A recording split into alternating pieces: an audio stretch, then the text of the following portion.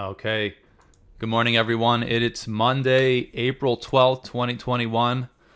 In this huge bull push this morning or for the last week and a half. And so let's start our morning analysis. I want to jump to the highest time frames again. We did have the weekly close on Friday, obviously, so the weekly will be interesting to look at. But I do want to start at the highest time frame that I really pay attention to, just for this larger perspective.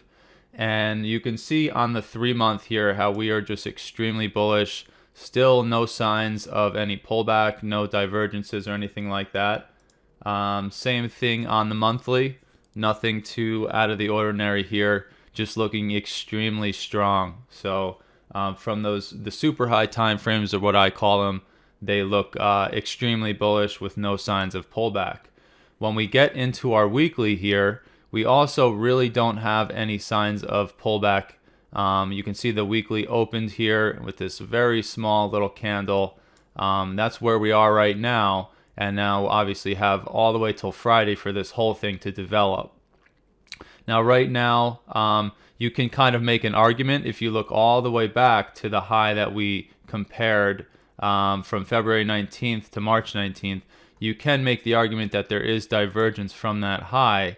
But remember, we need to see the 2 time frames above it and the 2 time frames below it showing the same thing in order for that signal to really make a lot of sense. I would rather not have to force it from that previous high. What I'd like to see is something where either, say, the daily comes up a little further, but then the RVI actually comes down a little bit, and that would complete next week's candle. So we get a little bit higher in price, but the RVI comes down, and then that will start to give us some signs from the weekly that we have some bearishness in the market. But right now, we're not seeing anything like that. So we'll have to continue to monitor this as the week develops. But right now, all 3 super high time frames all look very bullish with no indications of a pullback. When we jump to our daily time frame, remember that on Friday we drew this. I left this here right around whatever the high was on Friday, so maybe around 4110. Maybe 4100. We drew in what looked to be, what was shown to be not a divergence at all. So we pushed up from the previous highs in price, but the RVI also pushed up. So there were also no signs, at least on Friday, of divergence. And when Friday's candle closed, we did have to come back and kind of reassess what we were looking at. And so still the same exact picture. Price pushed up from the previous high that we made around 40.75. What was that? 40.76 on April 6th, and came all the way up here on April 9th. But so did RVI. So still no signs of reversal. You can see all these candles here, how we got a bit of a pullback, still somewhat of a bullish doji there, still somewhat of a bullish doji, and then here just taking off, have a huge wick to the downside on the Friday candle. And so everything looks extremely bullish now from the super high time frame down to our daily. So everything's looking really nice. And then remember when we talked about the 4-hour last week, it was pretty much, you can see here, if you look at the RVI at the bottom, it's just like every single push up and down is giving us continuation patterns and then bearishness, exhaustion. And so we're kind of, once we got to about April 6th, right around 40.73, the market is from at least this intermediate time frame starting to kind of peter out, it almost looks like to me, where as we push higher, we're getting a lot of exhaustion, but then as we pull back, we're still getting signs of continuation. And we coincidentally got another sign of continuation off the overnight low. So remember, I made the signal to try it long at 41.10.50, I think, 41.10.50. And the idea was, if you were going to take that signal last night, to take it, but don't take any risk past around 41.10, just a few ticks below the low. And so You probably got stopped if you tried it, but the market ended up only pushing about 6 points against that signal, and then we got a nice 4-hour signal. Remember, the signal I had was just a 1 hour, 30-minute, 10-minute. The 4-hour completed when we got down to that 4104 area, which happened to be the resistance, which I was going to mention in that multi-time frame post I made last afternoon, that it looked like it would make more sense that we came down to at least 4101 to 4104, and the market ended up coming down to, what is this, 4104.50, and then the 4-hour, the time frame just above the 60-minute, gave us that really nice bullish signal. And so from that point in the overnight, basically, for me, that was around 11 p.m. Pacific, the market made that low, and now we've got this push. So remember, on the daily, we don't have enough resolution or granularity to really see what's going on at the lows of price right now. But when we get to the 4-hour, it's giving us some bullishness off the overnight low. Now, I'm pretty sure as we dial down here, we're also going to get similar indications on some of the intermediate time frames here. So from a 4-hour perspective, we got that bullish signal, but at the same time, you can now start to see that we are getting the potential of bearishness at the highs. So it's going to be a little tricky here, at least from this 4-hour perspective, of what's going to happen this morning. At least we have boundaries. We know that 04 should hold in order for this to continue, and if it doesn't, then we have downside probably at least to 81 and below. But let's dial down to these shorter time frames and take a look. So here's the signal from last night. So last night we came from basically the low of 40.81, and we pushed all the way to that 41.10.50. And from the 1-hour perspective, all you could see was that candle, and you could see that we were getting what looked like to be some potential divergence. Now, what ended up happening was it pushed one more bar and still had the divergence, and then we bounced from that low at 06. So we were just off by about 4 points, and then it bounced 12 points from there. So it definitely some great opportunity to grab 5-10 point trades on the bounce from 06. So you kind of had to then redraw it. And then here you can see the bounce came up. It was just about 12, maybe 13 points. And then we got just a slightly larger pullback. But what's interesting to note is when we made a lower low on the hourly, we got still a bullish continuation. And so everything is still looking bullish here on the 1 hour. We have that 4-hour bullishness. All the high time frames look bullish. And then we have the 1-hour bullishness off the overnight low. And then you can see as we come forward here, we're now no signs of really anything in here. And really, I think this is going to be an important area from 04 to 41.20 or 21 is going to be a really important area to kind of watch our short time frames to get a really good entry either direction, because although we have this bullishness, if this ends up breaking, I do think that 40.81 makes a lot of sense. So we'll have to monitor these short time frames as we get closer to the open. But right now, everything looks bullish. There's no signs of exhaustion from a 1-hour perspective. So you can see we're starting to build this case, and everything is really looking strong here. Let me pull up the 30-minute here, and let's see what we're seeing kind of in the local area. So last night, again, that 41.10 signal I had was up here. So when I was looking at the chart and you could not see the right-hand side, this is what I saw. I saw push to a higher low, but we came to a much lower low on the RVI. And then, unfortunately, it then ended up pushed a little bit further and completed down at that 4105, 4104 area. So had that, and then we got that 12-point push back up to 15, and then well, it looks like so it was maybe an 11-point push, not a 12-point push. And then we ended up coming down just a little further in the overnight to that overnight low where we got the bullish indications on the 1 hour and the 4 hour.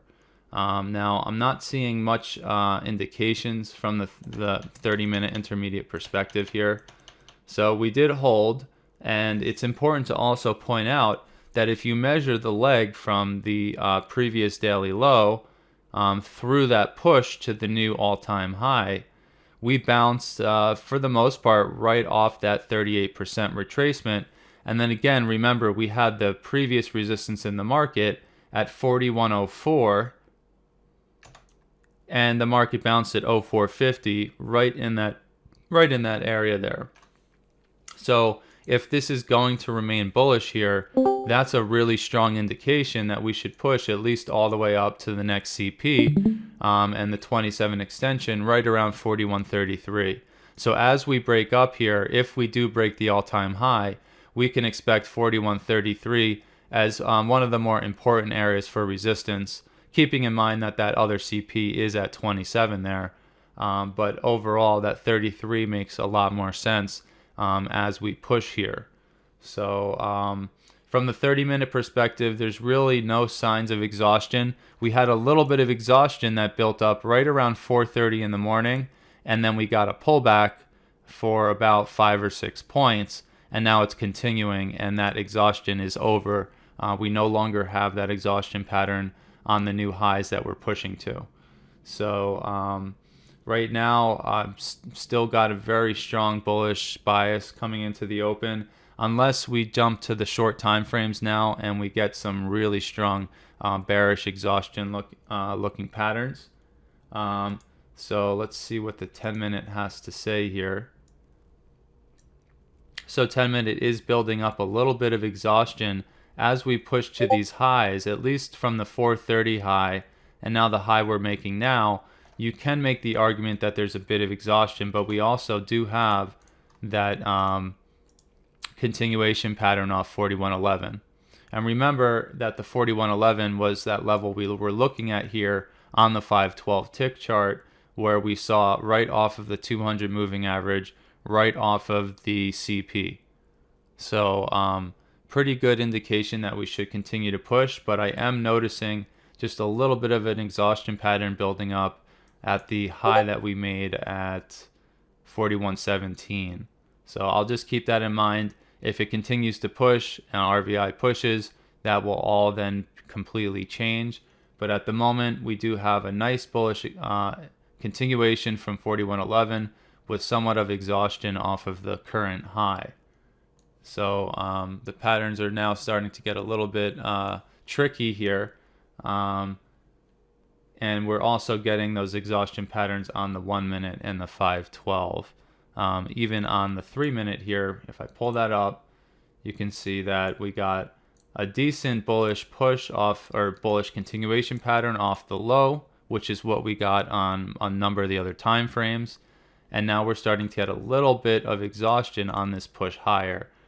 So a little messy in here. And remember what I said, if you look at this range here, we really need to, let me mark this with a rectangle. This whole kind of area right in here, we really got to get through all this to really get a clear picture.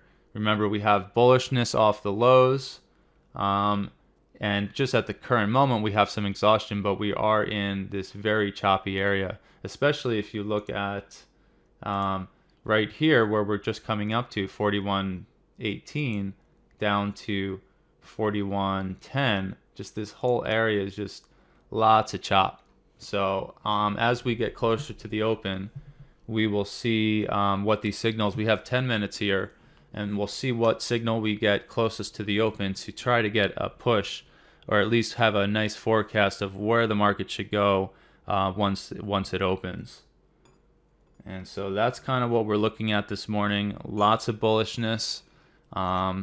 And that bullishness is going to change if we break that 0450. And then, of course, we have a lot of interesting levels to watch on the downside. Remember, the upside, the only few levels really, we have the CP, which is not, in my opinion, is not really lining up with anything that I see. But because the prediction points are so highly reactive, we very well could see some type of reaction there. But just a point or two above that is the all-time high. So really this 41.20 to 41.22 area could find the bears jump in and defend. But ultimately, the 27% extension of that leg brings us right up to the next prediction point at 41.33. And so my eyes are really on 33, just keeping in mind that we have the all-time high and prediction point right over here, and then the other prediction point at 27. So if we do end up getting a big confluence of short time frame signals at one of these levels, we could go ahead and try it with really tight risk just to see if it's going to follow through. But ultimately, I'm waiting for that 33 on the upside. On the downside, you can see that we do have some decent gaps. So if we break 04 and come down to break 01, which is 50% of Friday's price action, then there's really not a whole lot in here. It's just a lot of chop until we get down around that 40.81 area, which is where all those KPs are. And so from a prediction point perspective, if we do break that 01, and I guess that 98 here, we're going to come down and potentially have a lot of resistance in this area. And there's really basically two scenarios. We're going to come down and maybe chop around in this area, or it's just going to slice right through all of it and come all the way down to this area that I think looks interesting around 61. So we have some levels above, some levels below to watch. And then we're going to be watching our short time frame signals, which happen to be the 512 tick, the 1 minute, and the 3 minute, to get some really good entries for the potential push. So we'll continue to monitor here into the open. I'll be watching my short time frames.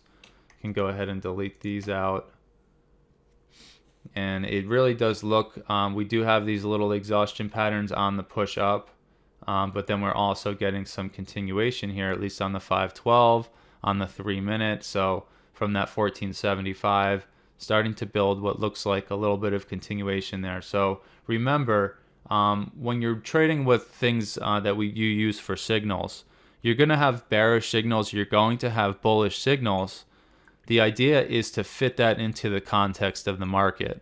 So we do have some bearishness off the highs. But if we don't have bearishness off the highs in the intermediate time frames, then the likelihood of it pulling back deeper is not going to happen. We do happen to have that 10-minute bearishness and 3-minute bearishness off this high, so we might end up having somewhat of a deeper pullback here, but we don't have it on the 30-minute or the 60-minute. So those higher time frames are telling us that we're not quite done with this push up. So the way I trade my signals is if we are in a bullish push and my higher time frames are not showing any signs of pullback, then we're going to be looking for continuation patterns off of the lows on the smaller pullbacks. So that's what I'm looking for now. Because I do see the 10-minute, 3-minute giving me a little bit of bearishness off the high at 17.